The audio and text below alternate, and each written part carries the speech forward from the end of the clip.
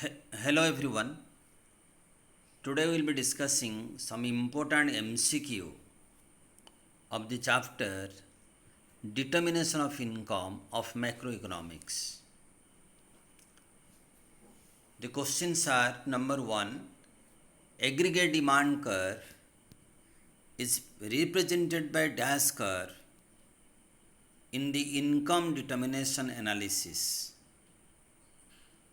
इसमें ऑप्शन है consumption plus saving plus investment, second option consumption saving, third one saving investment, fourth one consumption and investment.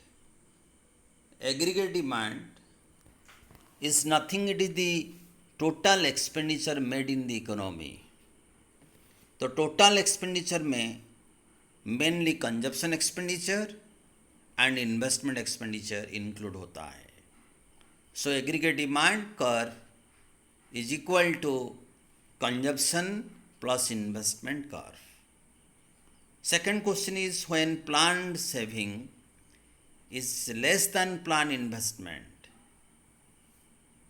जब saving कम होगा, plan saving कम होगा plan investment से, तो इसका क्या, what is the situation, what it represents? It indicates a situation when aggregate demand is less than aggregate supply, aggregate demand is equal to aggregate supply, aggregate demand is greater than aggregate supply, and last option is none of this. जब plan saving plan investment से कम है, इसका meaning है aggregate demand is greater than aggregate supply. जब economy में aggregate demand is more then aggregate supply, इसका meaning investment, plan investment is greater than plan saving. So option will be C here. The third option is when aggregate demand is greater than aggregate supply, inventories क्या होगा, stock क्या होगा economy में? Fall होगा, second bit rise, third में do not change, fourth में first fall then rise. When aggregate demand is greater than aggregate supply, market में demand जब ज़्यादा होता है, so the stock of goods will fall down. Because market में demand ज़्यादा, तो producer will sell the goods from the stock. तो इसलिए ऑप्शन होगा इन्वेंटरी फॉल होगा. Fourth question, what is the value of MPC plus MPS? MPC और MPS दोनों का वैल्यू क्या होगा जब प्लस होगा? 0, 1, 5 एंड इन्फिनाइट. एमपीसी मतलब delta C by delta Y and MPS मतलब delta S by delta Y.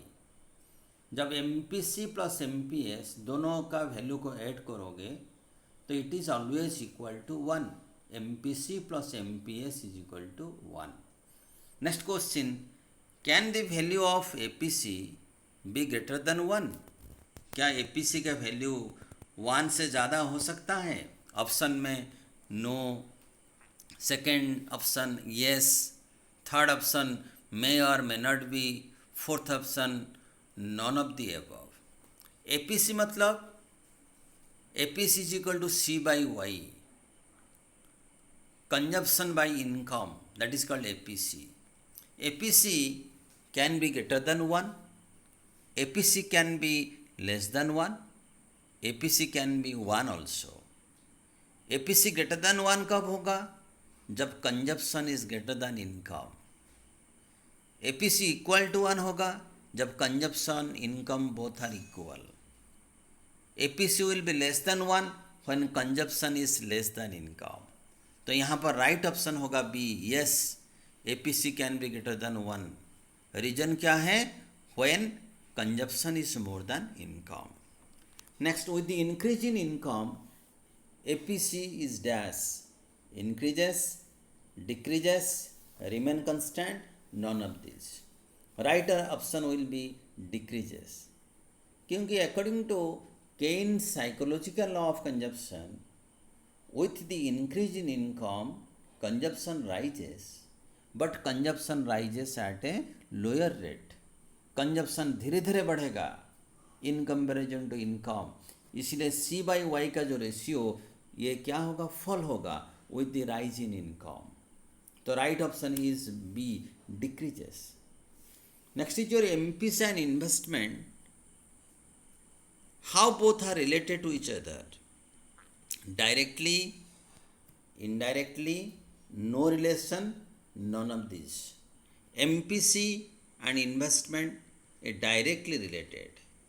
जब इकोनॉमी में MPC मतलब मार्जिनल प्रोपेंसिटी टू कंज्यूम ज़्यादा होगा, so that will have a positive effect on investment, investment बढ़ेगा. Next में question number 8, if AD increases, S will increase only when there is dash.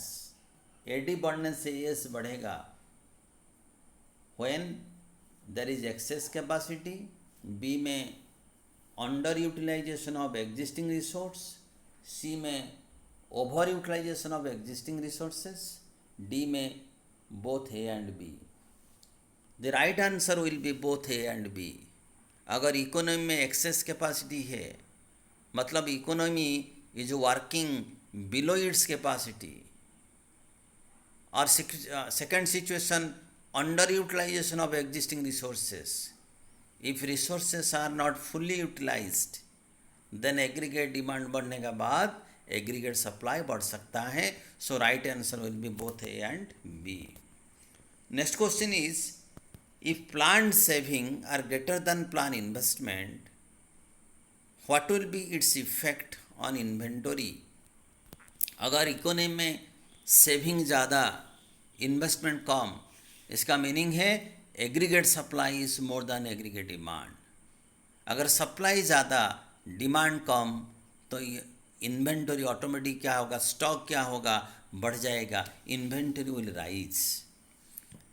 Question number 10, investment which is independent of level of income is called as dash: autonomous investment, induced investment, fixed investment, inventory investment.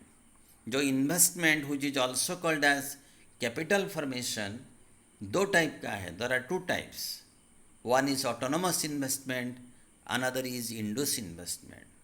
जो autonomous investment है, that does not depend on the level of income, it is independent of income. लेकिन जो Indus investment है वो income पर depend करेगा. अगर income बढ़ता है, प्रॉफिट बढ़ता है, तो इंडस इन्वेस्टमेंट बढ़ता है. इसलिए यहाँ पर जो राइट आंसर है that is autonomous investment. Next is your, what is equilibrium income? Equilibrium income और आउटपुट और employment can be determined where aggregate demand is equal to aggregate supply. So it is that level of income where aggregate demand is equal to aggregate supply, or plan investment is equal to plan saving. That is what the meaning of equilibrium national income or equilibrium income. What will be the minimum value of investment multiplier? जो investment multiplier, Keynes investment multiplier, that is the ratio between change in income and change in investment, and the value of multiplier that is depending on the value of MPC, because multiplier is equal to 1 by 1 minus MPC. Multiplier and MPC में direct relationship है. MPC का value 0 to 1, जब MPC का value 0 होगा, investment multiplier का value 1 होगा. जब MPC का वैल्यू 1 होगा, मल्टीप्लायर का वैल्यू इन्फानाइट होगा. सो मल्टीप्लायर वैल्यू का जो लिमिट है, रेंज है, that is from 1 to infinite. Minimum value will be 1. The last question is, what is the maximum value of investment multiplier? जैसे मैंने बताया, इन्वेस्टमेंट मल्टीप्लायर एमपीसी पर डिपेंड करता है। एमपीसी का मैक्सिमम वैल्यू है 1, तो मल्टीप्लायर का जो वैल्यू होगा 1/1 - 1, that is 1/0, that is 1/infinite. So multiplier का maximum value is infinite. So these are some important questions. Thank you so much.